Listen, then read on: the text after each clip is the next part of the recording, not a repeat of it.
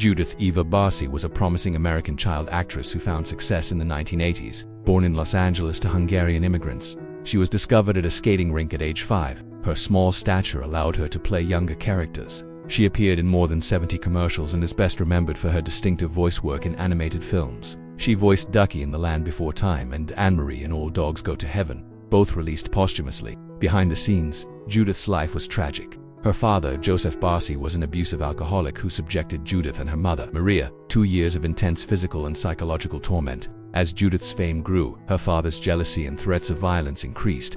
On the night of July 25, 1988, Joseph shot and killed 10-year-old Judith as she slept in her bed. He then murdered her mother. 2 days later, on July 27th, he doused their bodies in the house in gasoline and set it ablaze before taking his own life. Judith and her mother were interred together at Forest Lawn Memorial Park in the Hollywood Hills. Their grave marker is a simple, ground-level bronze plaque. It features a drawing of Ducky with the inscription, "Yep, yep, yep," her character's famous catchphrase. The plaque reads, "In memory of the lovely Judith Eva Barsi and her mother Maria, our concrete angels."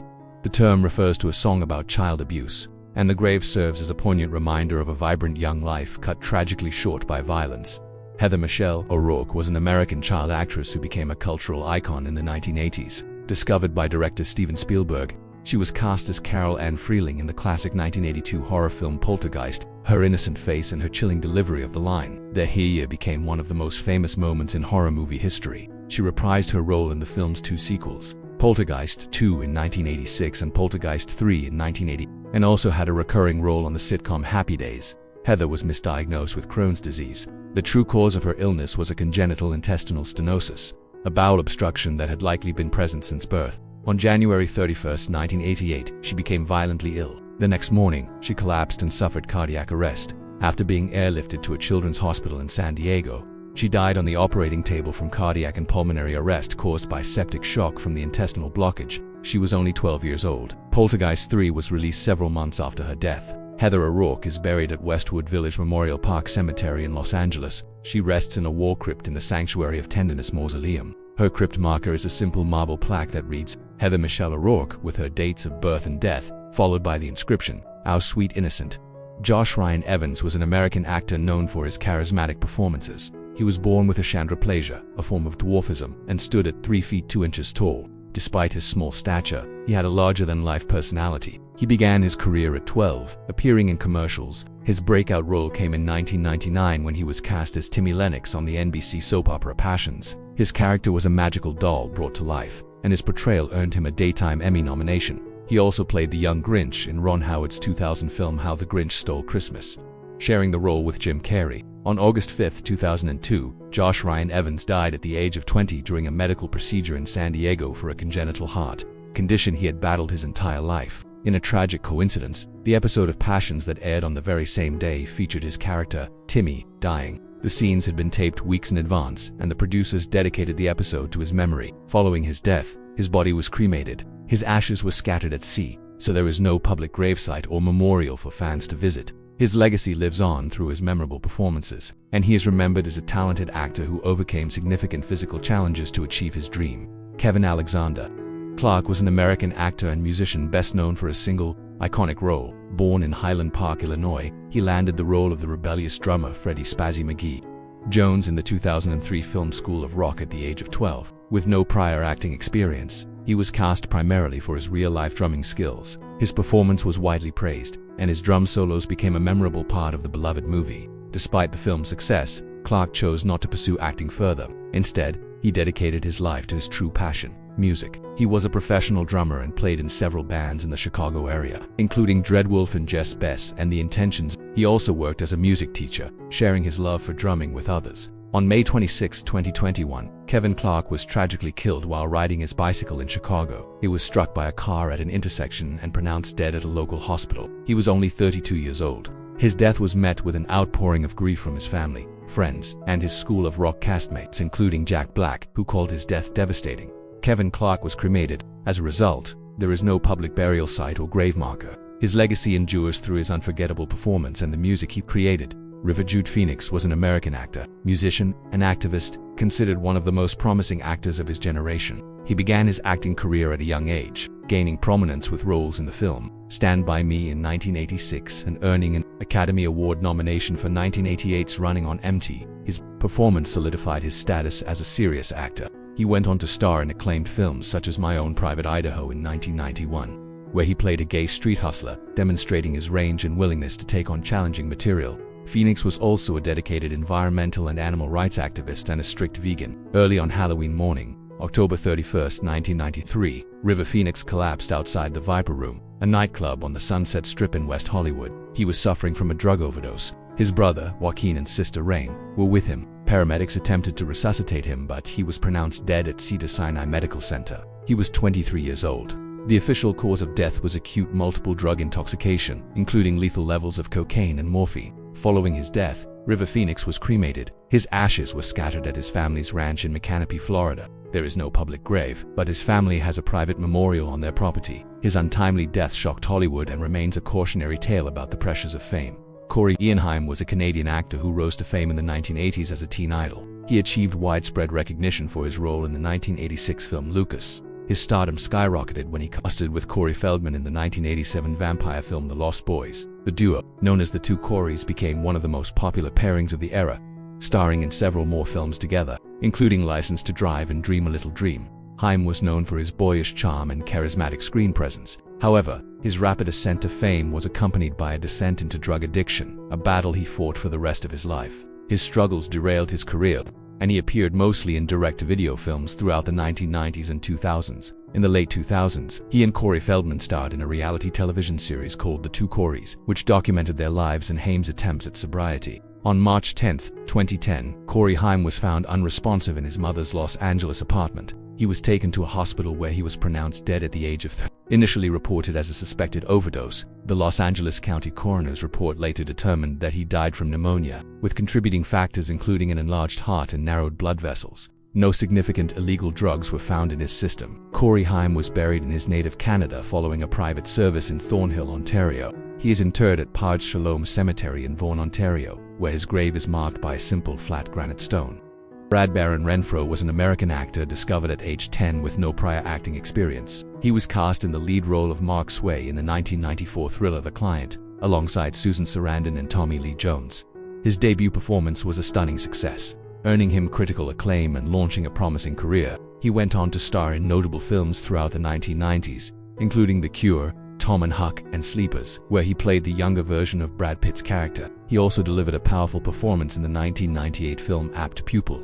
Renfro was a gifted and natural actor with a raw intensity that captivated audiences. However, he struggled with the pressures of fame and developed a serious drug and alcohol addiction. His career was frequently overshadowed by his personal demons and numerous run-ins with the law, which included arrests for drug possession. On January 15, 2008, Brad Renfro was found dead in his Los Angeles apartment. He was just 25 years old. An autopsy determined that he died from an accidental overdose of heroin and morphine. His death occurred just weeks before he was set to enter a long-term rehabilitation program. Brad Renfro was buried in his hometown of Knoxville, Tennessee. He is interred at Red House Cemetery in the small community of Blaine. His grave is marked by a simple, upright granite headstone that includes his name, dates, a photograph, and an inscription. His grandmother, who raised him and died just 17 days after him, is buried beside him. Robert Arthur Knox was a young English actor on the cusp of international fame. He began acting at age 11, appearing in small roles on British television. His big break came when he was cast as Marcus Belby in the film adaptation of Harry Potter and the Half-Blood Prince.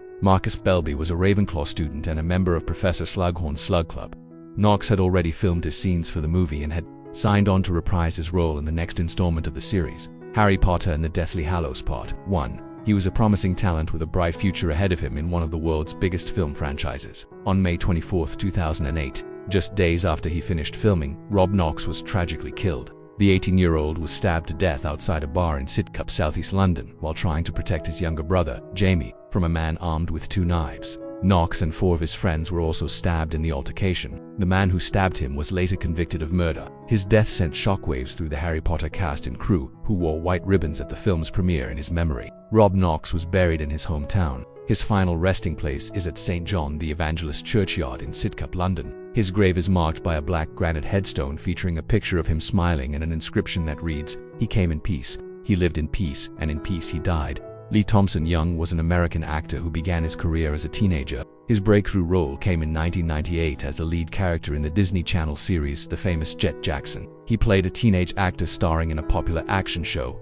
and the series made him a well-known face among young audiences. After the show ended, he successfully transitioned into more adult roles. He appeared in the 2004 film Friday Night Lights and had roles in television series such as Smallville and Scrubs. In 2010, he landed a main role as Detective Barry Frost on the TNT police drama Rizzoli and Isles, becoming a key part of the show's cast. Young was also a dedicated student, graduating with honors from the University of Southern California's School of Cinematic Arts. On August 19, 2013, when Young failed to show up for work on the set of Rizzoli and Isles, police were called to his Los Angeles apartment. They discovered his body inside. The 29-year-old had died from a self-inflicted gunshot wound. His family later confirmed that he had been diagnosed with bipolar disorder and had been suffering from depression. Following his death, he was cremated, and his family held a private funeral service. His ashes were scattered, and there is no public grave or memorial site. His character on Rizzoli and Isles was written off the show in a tribute episode that honored both the character and the actor, Anton Yelchin was a talented American actor.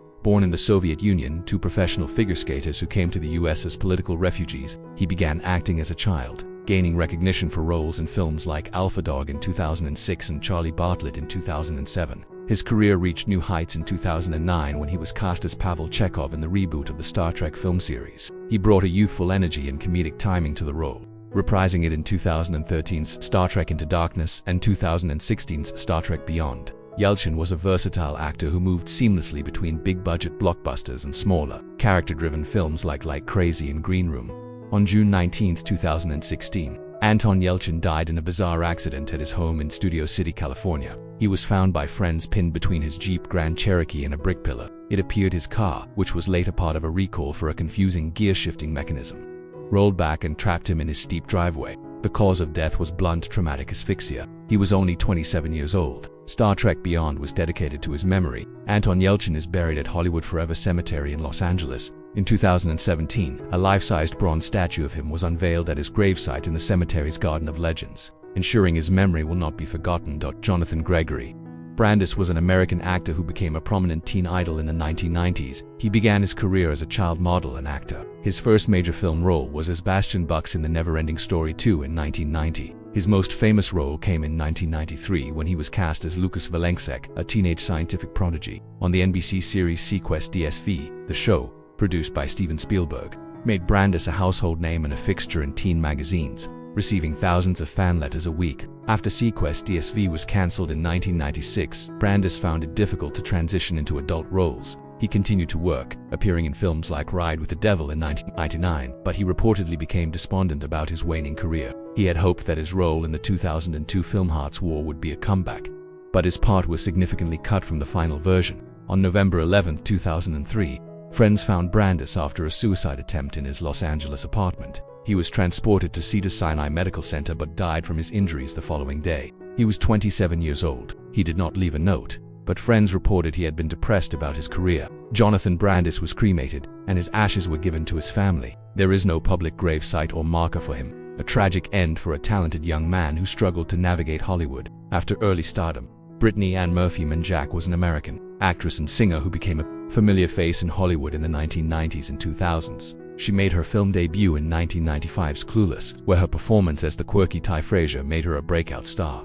She demonstrated her versatility in a wide range of roles, from dramatic performances in films like Girl, Interrupted and 8 Mile to lighter comedic fare like Uptown Girls. She was also a talented voice actress. Known for her role as Gloria in the animated hit Happy Feet, she was known for her distinctive raspy voice, big eyes, and effervescent personality. On December 20, 2009, Brittany Murphy collapsed in the bathroom of her Hollywood Hills home. She was taken to Cedars-Sinai Medical Center, where she was pronounced dead on arrival after going into cardiac arrest. She was 32 years old. The Los Angeles County Coroner's Office concluded her death was an accident, caused primarily by pneumonia, with secondary factors of iron deficiency anemia and multiple drug intoxication from legal prescription and over-the-counter medications. In a tragic turn of events, just 5 months later, her husband Simon Monjack was found dead in the same house from the same causes. Brittany Murphy is buried at Forest Lawn Memorial Park in the Hollywood Hills. Her large, upright black granite headstone features her name, dates, an etched photograph, and the inscription, "Our precious daughter and loving wife, a shining star that will never fade."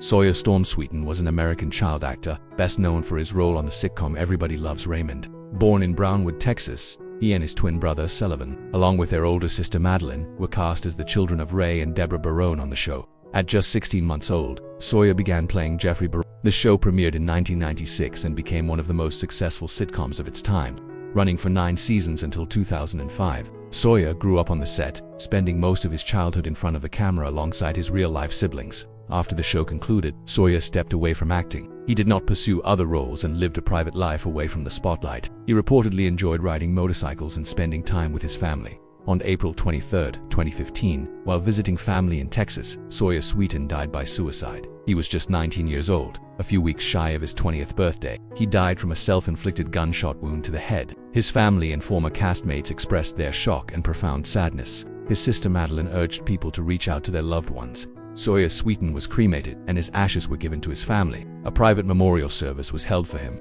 There is no public burial site, and his death was a devastating reminder of the unseen struggles that can affect anyone, even those who grew up in a picture-perfect television family. Donna Michelle Pleto was an American actress who achieved fame as a child star on the sitcom Different Strokes. She was cast in 1978 as Kimberly Drummond, the wealthy daughter who becomes the older sister to 2 adopted boys, played by Gary Coleman and Todd Bridges. The show was a massive hit and made its 3 young stars household names. Pleto was a teen idol throughout the show's run. However, her personal life was turbulent. She began abusing drugs and alcohol at a young age and was written out of the show in 1984 after becoming pregnant. After Different Strokes ended, Pleto struggled to find acting work. Her career spiraled downwards as she posed for Playboy magazine and appeared in softcore films. Her life was marred by poverty, addiction, and legal troubles, including an arrest for armed robbery On May 8, 1999, Dana Pleto died while visiting her fiancé's family in Moore, Oklahoma. She died in a motorhome from an overdose of a painkiller and a muscle relaxant.